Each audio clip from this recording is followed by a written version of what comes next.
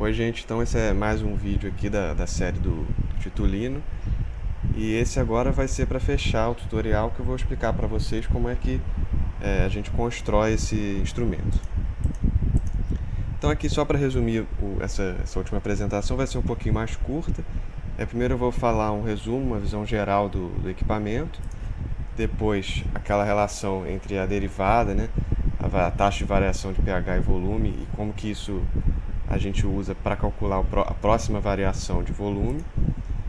E quando acaba a titulação, como que a gente faz para determinar o volume de equivalência, certo? E finalmente, também comentar resumidamente do código em Processing, que é a parte da programação.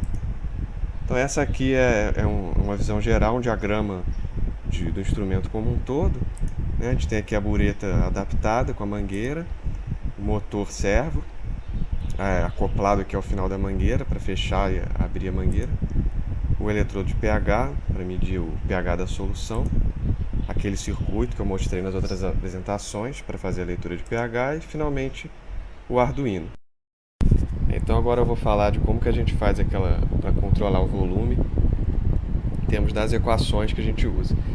Então aqui eu tenho uma planilha que eu vou mostrar para vocês, é uma simulação de uma titulação, e do outro lado aqui uma hipérbole, né, que é a equação que eu estou usando para fazer esse controle. Ou seja, vocês podem ver aqui no eixo Y a taxa de variação de pH por volume e nesse eixo aqui o volume. Então eu vou titular aqui, né, e aí vocês vão vendo que esse ponto vermelho indica onde que eu estou nessa equação aqui, nessa hipérbole. E aí com isso significa o quê? Qual o volume que eu vou estar adicionando, que ele vai estar calculando para a próxima adição em função de quanto que variou. Então quanto mais varia, menor o volume que é adicionado, que significa que ele está perto da inflexão, e quanto menos varia, maior o volume. Ou seja, mais para o final da titulação, ou aqui no início, ele vai adicionando volumes maiores. E claro, vocês podem usar outras equações também, isso aqui é só um exemplo de uma equação que faz adições de volume grande para taxas pequenas e adições pequenas para taxas grandes. Então agora eu vou falar como que a gente faz para fazer a determinação do volume de equivalência, né, que é a parte final da titulação. Então, no caso, a gente tem como opção a primeira derivada, né, encontrar o máximo, a segunda derivada também, e o método de Gram, que eu agora não vou comentar muito, porque eu vou falar só um pouco da primeira derivada, que é o método que eu usei aqui no programa. Então, para a gente usar a primeira derivada, a gente precisa ter uma rotina do programa para encontrar os máximos, e nesse sentido tem que ter um limite para definir, né, a partir de que ponto que a gente vai considerar um máximo, né? Essa é a maneira mais simples que eu usei. Claro, vocês podem pensar numa maneira melhor até para fazer isso. Então, gente, agora eu vou fazer uma pequena demonstração aqui com o titulador virtual para vocês verem o que eu falei da questão da derivada. Então aqui a gente começa a titulação, que esses pontos verdes está titulando em cima de uma curva padrão, e essa curva vermelha seria a derivada, né? Então aqui a ideia é o seguinte, né? Essa derivada que ele está registrando, eu estabeleci um limite aqui representado por essa linha, e os valores que ele encontra acima, ele considera como máximo. É claro, uma maneira bem simples da gente encontrar os máximos, mas que permite a gente encontrar um número grande de máximos, quer dizer, um número qualquer de máximos para uma curva poliprótica, né? Então aqui no caso ele achou as duas inflexões e aí consegue determinar os dois volumes de equivalência dessa curva. Vou falar agora então do código em Processing. Na verdade vou fazer só um resumo, porque não dá para entrar em todos os detalhes, então eu vou enfatizar o que eu considero mais importante. Então primeiro aqui, isso aqui é o botão que a gente viu naquele outro slide para começar a titulação. Então tem aqui essa função rect, que vai fazer o retângulo. Aqui são alguns parâmetros, né, de texto, a cor, que é esse fio.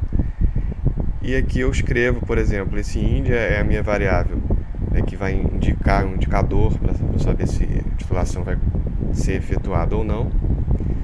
E aqui eu escrevo titular, né, no caso, para eu começar a titulação, se ela não tiver iniciado ainda, ou parar se ela já estiver acontecendo.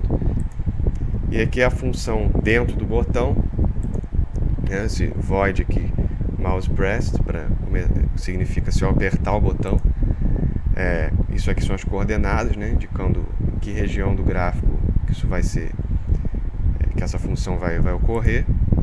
Aquele indicador que eu tinha comentado. E novamente aqui é uma parte gráfica, né? Isso tudo aqui para construir aquele gráfico que a gente viu lá, mas no caso aqui é o gráfico do titulador verdadeiro lá que a gente viu em outros vídeos já. Então, continuando aqui, essa é a parte aqui do código para fazer a leitura de pH que eu mostrei no primeiro tutorial. A diferença aqui é que eu estou com um delay grande, né? Porque eu preciso esperar estabilizar o pH da solução, senão a gente não consegue traçar uma curva direito. E aqui, continuando, essa é a parte de a gente registrar os dados da titulação no gráfico. E aqui temos algumas variáveis também do gráfico. No caso aqui, esse x2, y2, que significa o VB, o volume de titulante, o pH, e aqui uma derivada. E isso aqui são aqueles pontos também, essa elipse são os círculos que vocês veem no gráfico. E essa parte aqui é daquele cálculo da derivada, né, para a gente ver as próximas adições de volume, né. Então esse aqui é o que eu falei naquele outro slide da hipérbole. Então aqui alguns parâmetros que funcionaram bem. Isso aqui foi testando que eu encontrei esses parâmetros. E isso aqui é a rotina que eu fiz para encontrar os máximos. Na verdade, o que eu faço aqui, eu defino um limite, aqui no caso 1.4, e depois eu vou procurando, sempre se eu encontrar um valor da derivada maior que esse valor, ele vai registrando nesse vetor aqui. Eu usando sempre o valor absoluto, porque eu posso ter a curva tanto ácido contra base, quanto base contra ácido, e isso vai mudar o sinal da derivada, certo? Tem mais alguns detalhes aqui, quem quiser entrar em contato para tirar dúvida, ou até receber o código inteiro, é só depois mandar no meu e-mail. E finalmente isso aqui é a parte de determinar os volumes de equivalência. Então, na verdade, aqui ele só vai pegar os máximos que ele encontrou, né, e vai plotar uma reta no gráfico e também registrar o volume. E finalmente isso aqui para interromper quando acabar a titulação. Então é isso, gente. Eu espero que tenham gostado. E qualquer dúvida ou sugestão podem entrar em contato.